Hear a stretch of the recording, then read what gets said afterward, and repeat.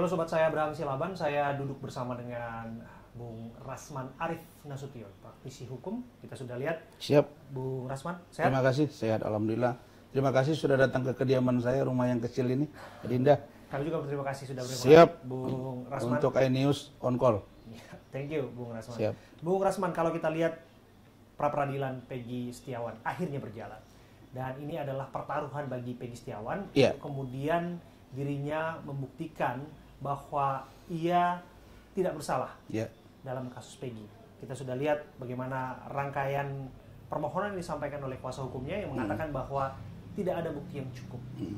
Bahkan mereka meminta segera dibebaskan Peggy Setiawan. Komentar Anda? Baik, terima kasih. Alhamdulillah, saya barusan tadi mengikuti secara cermat semua materi gugatan yang disampaikan oleh beberapa pengacaranya yang dibacakan secara bergantian. Tapi yang saya tarik kesimpulan bahwa mereka fokus pada error in persona. Artinya ada kesalahan penangkapan, baik orang, baik nama, baik tempat dan lain-lain. Bahwa Peggy Setiawan ditangkap sekarang bukanlah Peggy alias Peron. Ya, menurut saya kalau mereka berkutat pada itu, rasa-rasanya kurang dalam. Karena penetapan tersangka itu punya bukti yang banyak. Keyakinan saya dari pihak penyidik. Kan gitu. Nah, karena itu kalau mencermati tadi, kemudian penekanan-penekanan bahasa, substansi, kok kayaknya mudah dipatahkan oleh pihak penjawab dalam hal ini tergugat atau termohon. Oke, yaitu dari Bitkum Polda Jawa Barat. Sebelum jauh, Bung Rasman, Anda sebutkan bukti yang banyak. Kalau kita lihat kan yang tersiar di publik sampai per hari ini adalah ditunjukkan ada foto, ditunjukkan ada ijazah dan lain sebagainya. Tapi lagi dan lagi secara saintifik kita juga patut untuk mempertanyakannya apa relasinya dengan kemudian keterlibatan Peggy terhadap kematian dan dugaan perkosaan Vina. Yang saya dapat info, polisi setidak-tidaknya punya 5 alat bukti. 5? Ya. KUHAP mengatur 5 bukti. 1, keterangan saksi, keterangan ahli, kemudian surat, petunjuk, dan keterangan terdakwa. Dari Polda Jabar, info yang saya dapat, mereka punya 5 alat bukti. Padahal syaratnya cuma 2. Nah, salah satu bukti yang kuat adalah dalam di luar silent evidence atau suti surat atau dokumen evidence, tapi juga adalah speak evidence atau direct evidence. Apa itu? Saksi yang berbicara. Dari 70 saksi yang diperiksa terkait dengan siapa ini Peggy, 17 mengatakan itu adalah Peggy Setiawan alias Peggy Peron. Oh ya? Ya. Siapa itu 17 orang itu? Yang diperiksa itu. Tentu saya nggak bisa buka siapa. Tapi 17 orang itu, informasi yang saya dapat, itu mengatakan itu adalah Peggy Setiawan alias Peggy Peron. Plus dari mereka yang ditahan sekarang, yang terpidana ini, 5 mengatakan bukan Peggy, 1 mengatakan itu adalah Peggy Setiawan. Kita jangan lupa, dalam teori ilmu hukum, tidak berarti banyaknya orang yang mengatakan bahwa si Peggy Setiawan bukan Peggy Setiawan. 1000 pun orang yang berbicara pada satu objek, maka nilainya cuma 1. Kualitasnya 1. Nah, untuk kebenaran itu nanti diuji kalau dia terkait dengan penetapan tersangka. Benar tidak sebagai penetapan tersangka? Saya kok nggak dengar mereka juga persoalkan di luar tersangka. Kan objek Prapit itu kan bukan tersangka saja. Penahanan, penyitaan. Tadi kan dipersoalkan sebetulnya. Iya, tapi tidak dalam. Mereka lebih pada error in persona, orangnya. Nah, dari situ kan sebetulnya kan harusnya dengan mudah kalau memang Peggy Peron mereka yakini bukanlah Peggy Setiawan, seharusnya yang namanya penyitaan 2 sepeda motor itu, kemudian juga penahanan tidak mesti dilakukan. Begini, 2016 polisi datang menggeledah rumah Peggy, kan begitu ya? Betul. Lalu kemudian ditanya, di mana Peggy? Ibunya Peggy, Bu Kartini, mengatakan bahwa Peggy ada di Bandung. Oke? Dalam konstruksi berpikir penyidik, boleh saja. Pada waktu itu mereka berpikir bahwa dengan sudah ditangkap 8 orang, lalu ada 3 yang masih DPO, lalu kemudian jaksa menganggap, maaf ya, jaksa menganggap karena ini penyidikan, kemudian pemberkasan P21 kepada jaksa, itu dilakukan eksaminasi, pemeriksaan berkas, penuntutan dan penyidikan. Nah, karena itu mungkin jaksa menganggap ini sudah realistis, mereka nyatakan lengkap dan disidangkan. Tidak harus menunggu yang 3 lagi, kira-kira begitu. Nah, karena itu hakim juga ketika melakukan proses persidangan, mereka lihat di situ ada berbulan-bulan yang diperiksa itu saja dan pengakuannya memang mereka melakukannya berdasarkan bukti-bukti yang ditampilkan, lalu kemudian divonis. Nah, yang 3 ini menjadi hutang memang. Hutang, tetapi apa yang salah? Ya kita harus, saya sebagai praktisi hukum yang intelek, profesional, saya tidak boleh juga tidak berpikir cerdas dan independen. Mungkin di sini kekeliruannya pada waktu itu. Penyidiknya harusnya setelah keluar putusan itu mereka kejar yang 3 lagi. Tapi mungkin ada sesuatu, ada kegiatan lain yang lebih urgent sehingga mereka melupakan. Bisa juga mungkin keluarga pelapor. Dalam hal ini Pak Rudiana mungkin merasa sudahlah, cukup ini saja dulu dan sudah tangkap ke orangnya.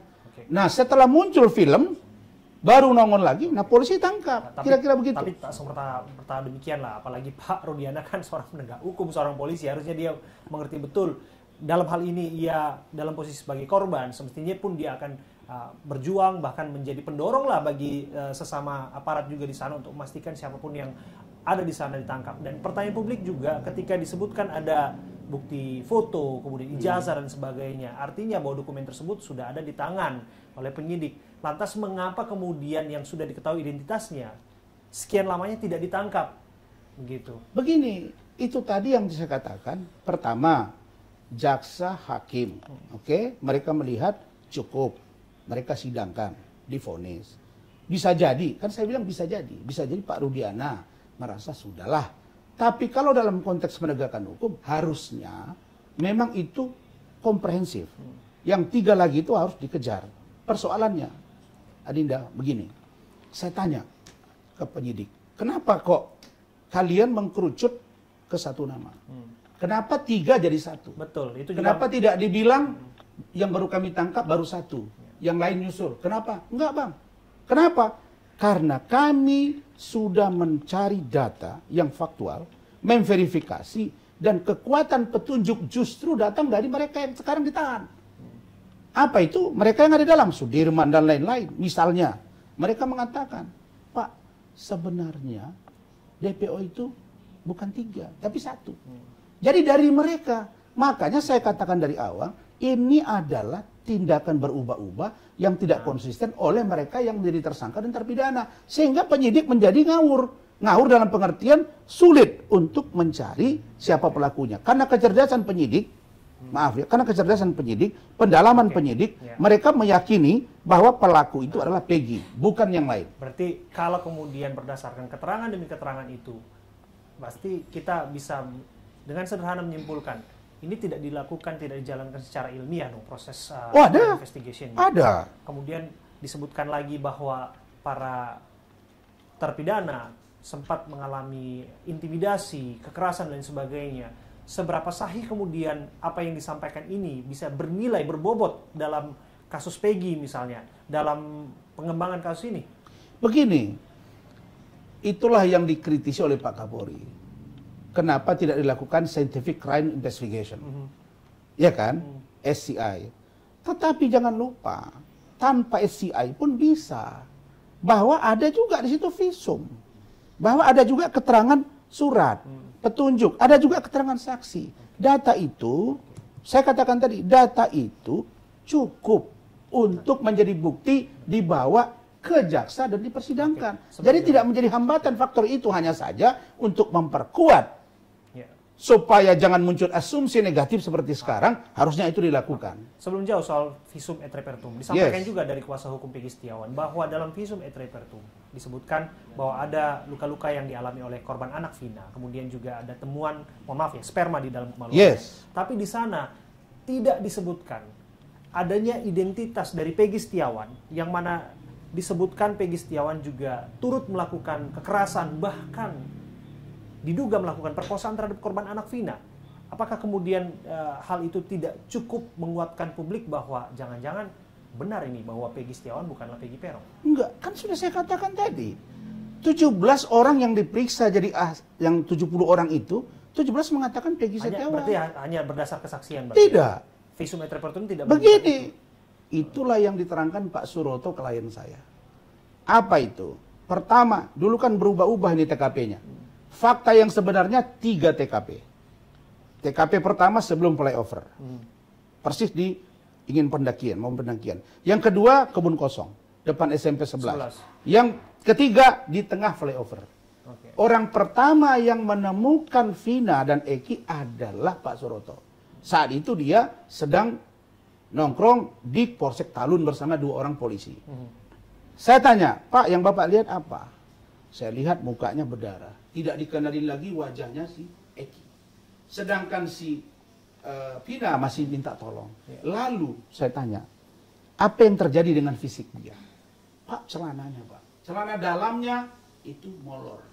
Dan kelihatan memang sudah. Tapi dia tidak melihat malam itu. Dia tidak menduga kalau ini ada pembunuhan. Sebab dia melihat dan ada orang yang menyampaikan, ini kecelakaan lalu lintas. Ya, saya pun sudah wawancari Suroto. Iya, betul. Saya sudah lihat itu. Dan dia pun tidak mengakui bahwa ia melihat Peggy di sana atau tidak melihat orang-orang yang dimaksudkan di sana yang terlibat dalam kasus pembunuhan dan sebagainya. Betul, karena dia mendapat informasi dari seseorang yang lewat depan Polsek Talun. Okay. Pak, ini ada kecelakaan, dia kejar itu. Tapi belakangan, nah ini yang tidak didalami.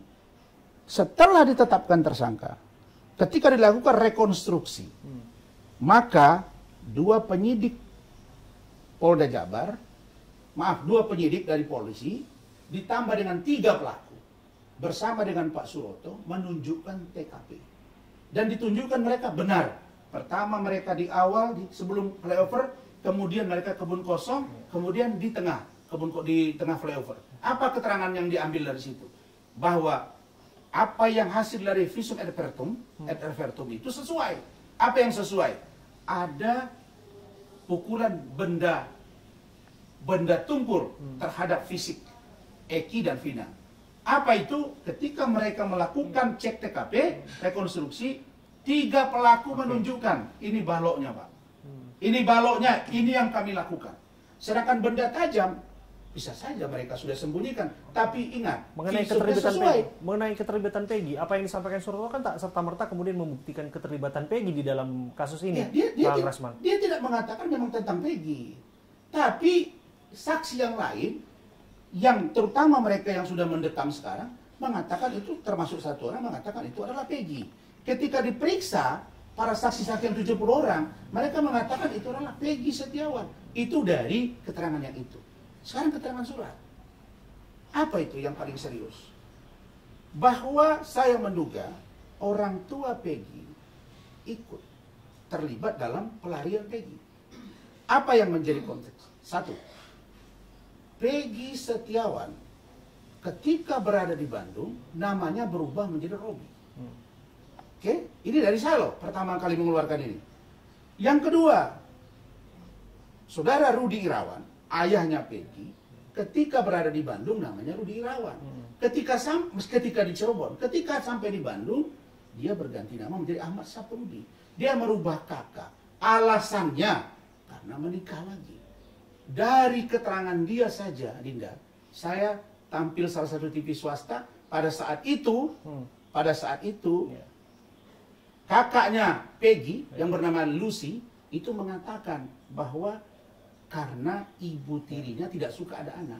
Tapi ketika di acara interupsi hadir adiknya Peggy yang bernama Robi. Robi mengatakan bahwa itu hanya pergantian nama biasa. Dari sini saja ada perbedaan. Maksud saya, baik ayah Peggy, baik Pak Rudi, saya mencurigai dari perubahan identitas ini adalah upaya untuk menutupi bahwa Peggy diduga adalah pelaku dari kejahatan ini. Sasa saja apabila Anda berpendapat demikian. Yes. Tapi balik lagi, apabila kecurigaan itu tidak bisa dibuktikan korelasinya, ini kemudian bisa berakhir hanya asumsi belaka, Gini, Bang Rasman? kalau teori pembuktian itu Adinda, itu adanya di pengadilan. Ada di pengadilan. Kalau udah bicara materi atau pokok perkara, kita lihat apakah berkas yang diajukan oleh Polda Jabar diterima oleh kejaksaan. Kalau ternyata dinyatakan lengkap berarti sidang. Itu satu. Terkait materi ya. Tapi terkait penetapan tersangka, apakah sudah sesuai atau tidak sesuai dengan aturan undang-undang, kita lihat putusan pra peradilan. Tapi kok saya melihat baik materi yang akan dibawa di persidangan nanti dan atau pra peradilan, kok saya melihatnya lemah. Termasuk alibi, Bang. Ini kan alibi menjadi satu faktor penting. Yes. Kami juga sudah menelusuri dan mewawancari berbagai saksi. Ada Ibnu yang disebutkan rekan sekerja dari Peggy yang meyakini bahwa pada saat kejadian itu Peggy ada di Bandung. Kemudian juga kontraktor alias pemborong dari rumah tersebut kami juga sudah mewawancarai bahwa meyakini betul bahwa Peggy ada di situ dan lain sebagainya, tidak balik ke Cirebon. Bagaimana Anda melihat bahwa alibi ini bisa menjadi jalan keluar bagi Peggy untuk bisa justru menjebak, tidak terlibat dari justru menjebak. Ketika saya tampil di Rakyat Bersuara, saya mencecar Pak Rudi Irawan. Apa pertanyaan saya? Di luar dia sudah ngaku memalsukan identitas. Di luar mengaku nama anaknya Robi. Di situ dia kejebak. Apa itu? Ketika saya tanya, Pak, katanya Bapak punya bond, punya data, punya bukti pinjaman uang. Iya Pak. Oke. Anak saya punya bond, kas bond. Oh iya, tahun berapa? 2016. Bulan berapa? Bulan Agustus, September, dan lain-lain. Saya tanya, di mana sekarang ada Pak? Oh hebat Pak, iya rapi Pak. Oke, saya tanya, sebelum itu ada nggak Bapak punya?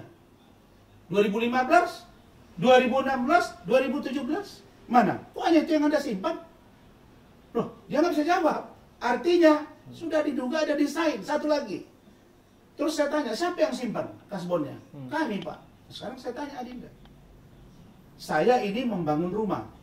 Datang yang kerja pemborong. Oke? Terus pemborong saya katakanlah Adinda. Terus Adinda datang ke saya, Bang, saya kasbon dulu Bang. Saya kasihlah sekian juta. Saya tanya, yang nyimpan kasbonnya siapa? Saya atau Adinda? Selalu yang nyimpan kasbon itu yang minjamkan duit. Loh kok dia yang nyimpan? Ya kan bisa saja kalau hal itu kan ada dua pihak kan menerima hal itu kan sebagai resi kan, resi pembayaran kan bisa saja. Itu oke. Tapi dia nggak bisa jawab. 2017, 2018, nggak ada tuh datanya. 2016 ke bawah, nggak ada tuh datanya.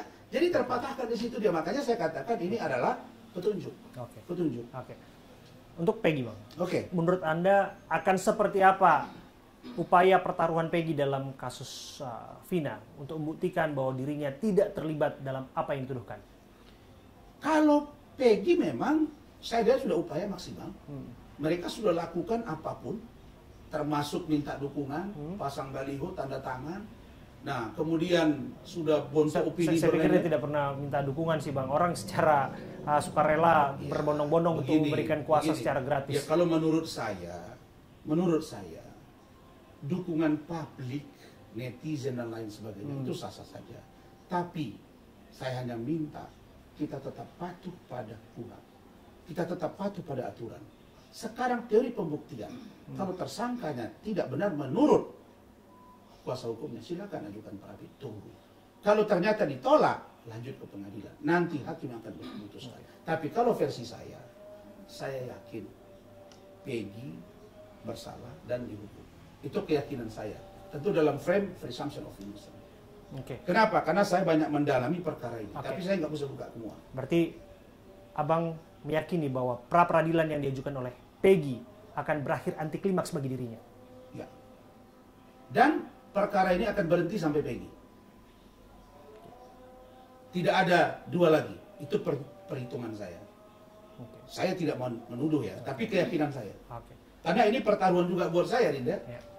Kalau saya salah menilai, maka saya juga akan jeblok sebagai seorang praktisi. Tapi tidak apa-apa, karena seorang praktisi, seorang lawyer profesional, dia punya konsekuensi. Dari apa yang saya yakini, apa yang saya kaji dan tim, maka itu yang saya sampaikan. Tentu dalam rangka presumption of innocence. Di luar Peggy Bang, saya ingin mengembangkan. Ini saya dengar Abang disebutkan menjadi tim pengacara ataupun kuasa hukum Abdul Pasren, ketua RT yang disebutkan pada saat itu para terpidana menginap di kediamannya. Tapi belakangan ini entah kemana rimbanya ini Pak RT. Kita tidak pernah menemukan beliau. Kami juga udah berusaha untuk mewawancarai beliau dan lain sebagainya. Tapi bisa cerita mengenai ini Pak?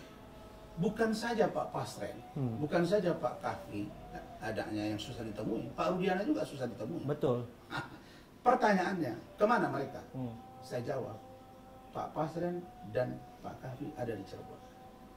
Masalahnya, kita tidak mau tunjukkan dia ke publik.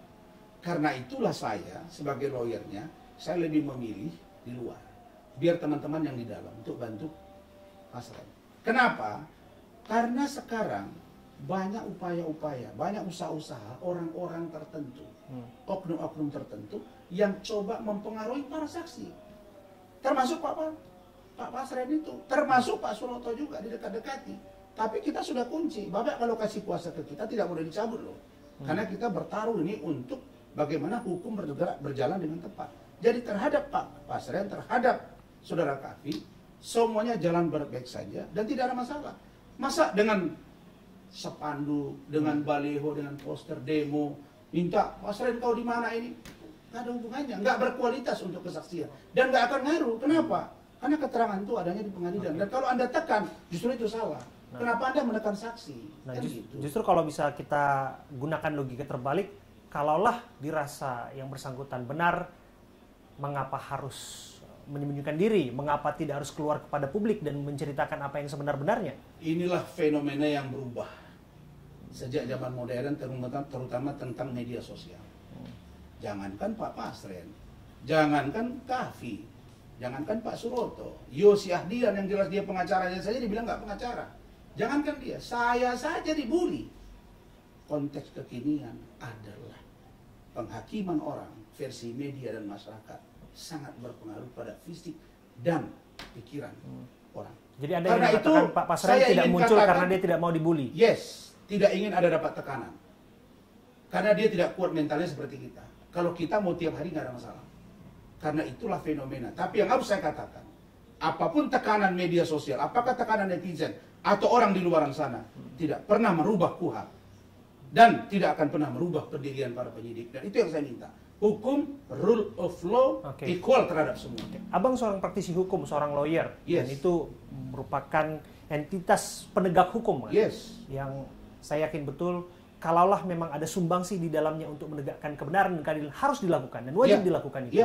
Nah, kalaulah kemudian kesaksian Pasren ini bisa memberikan titik terang bagi publik tentang apa sesungguhnya yang terjadi, mengungkap kebenaran yang kita tanya-tanya tentang apa yang terjadi 8 tahun silam. Kenapa tidak keluar saja, Bang? Kenapa tidak memberikan dan mendorong yang bersangkutan untuk menyampaikan yang sesungguhnya versi yang beliau yakini dan beliau yakini bahwa itu betul-betul terjadi begitu. Lantas ketika saat ini malah berdiam diri, menjauhkan diri dari publik dan sebagainya, justru semakin banyak yang membulinya, semakin banyak yang tidak menemukan kebenaran bahkan keadilan. Ya, kami berpikir sebaliknya. Kalau dia tampil, justru dia akan kesulitan. Pertanyaan akan datang kiri dan kanan. Ingat, dia telah memberi kesaksian di pengadilan. Jangan sampai dia seperti Liga Akbar. Bersidang di pengadilan, memberi keterangan di bawah sumpah, lalu kemudian sekarang dipanggil oleh polisi. Dibilang kami nggak ngerti kenapa dipanggil. Maka saya bilang, para pengacara, adik-adikku, sahabat-sahabatku, janganlah sampai Anda membela orang, Anda gotong-gotong ini klien, untuk Anda pamer-pamer masuk TV, tapi konsekuensinya pada klien Anda. Kasihan dia. Makanya saya katakan, sekarang kalau Pak Pasren berani merubah keterangan dia, sementara dia sudah memberi penjelasan di bawah sumpah, dan itu ancaman hukumannya 9 tahun, konsekuensi terlalu berat. Maka menjadi kewajiban hukum sebagai lawyer profesional, kita kepada Pak Pasren menyarankan untuk beliau, jangan bicara apapun, sampai nanti kasus ini sampai di pengadilan. Kalau hakim menganggap penting Pasren dihadirkan, silakan dia datang ke pengadilan. Tapi kalau dia nanti bicara, ditekan, salah ngomong, bias kemana-mana. Karena ini adalah atensi rakyat dan presiden, termasuk Pak Kapolri. Maka saya tidak sepakat ada tim pencari fakta. Akan lebih gentle cara-cara seperti Adinda Abraham ini. Ini lebih mengusut, lebih kena, dan dapat dipertanggungjawabkan statementnya, terukur. Tidak dengan cara-cara yang barbar. Itu tuh. Oke. Bang, terakhir ya Bang, ada satu yang terlewat mengenai keterlibatan Peggy tadi. Keterlibatan Peggy ini kan diungkap oleh kesaksian yang namanya Aep. Ya. Nah, Aep ini disebutkan melihat Peggy dan mengetahui wajah dan identitas Peggy saat kejadian. Dan kini pun Aep justru juga semacam tidak kelihatan dan hilang dari bumi. Banyak yang meragukan kesaksian Aep, bahkan saya pun Bang ya, saya sudah telusuri di sana dan saya juga mempertanyakan ketika dia disebutkan ke warung membeli kopi dan kemudian melihat ada aktivitas pelempar dan sebagainya, ya cukup jauh secara jangkauan, secara jarak dan sebagainya, dan keterangan dan lain sebagainya yang justru kemudian membuat orang tidak percaya. Komentar Anda? Aep baik-baik saja. Saya sudah tanya penyidik, dia ada di Bandung. Tidak ada masalah. Kalau diperlukan di pengadilan dia akan tampil. Semua saksi yang memberi keterangan kepada penyidik terkait dengan Peggy dan 8 terpidana termasuk Saka Tatal, pada waktunya kalau diperlukan oleh pengadilan dan penyidik mereka akan tampil. Jadi tidak ada yang ditutupi, tidak ada, hanya semata-mata menjaga supaya mereka tidak diintervensi. Jangankan sikap polisi atau kita, Farhad aja dia bilang saksi dia simpan sekarang di Bogor sana, takut diintervensi. Itu saja. Jadi pesan saya, ini pertaruhan tentang bagaimana hukum tegak atau tidak. Karena itu, majelis hakim, ke depan, tolong periksa dengan benar. Kalau ada koreksi, kita setuju, eksaminasi. Lakukan semuanya. Periksa putusannya. Atau tadi pra-adjudikasi maksud saya. Kita uji, diperiksa, dan lain-lain sebagainya. Ketika penuntutan dan ketika penyidikan. Ada pra-adjudikasi, ada eksaminasi, ada scientific crime investigation. Hanya untuk melengkapi. Ingat, tidak adanya scientific crime investigation bukan berarti tidak lanjut perkara. Karena itu bagian dari pendukung. Hanya yang disampaikan Pak Kapolri, perlu itu ke depan, yes, kita sepakat. Supaya ke depan, kalau bahasa kita, kulluhum ajmain. Bahasa karunya lengkap klina. Lengkap seluruhnya sehingga komprehensif. Terima kasih. Thank you. Rasman Arif Nasution, praktisi hukum sudah bincang bersama kami. Saya Abraham Silaban di AB Plus.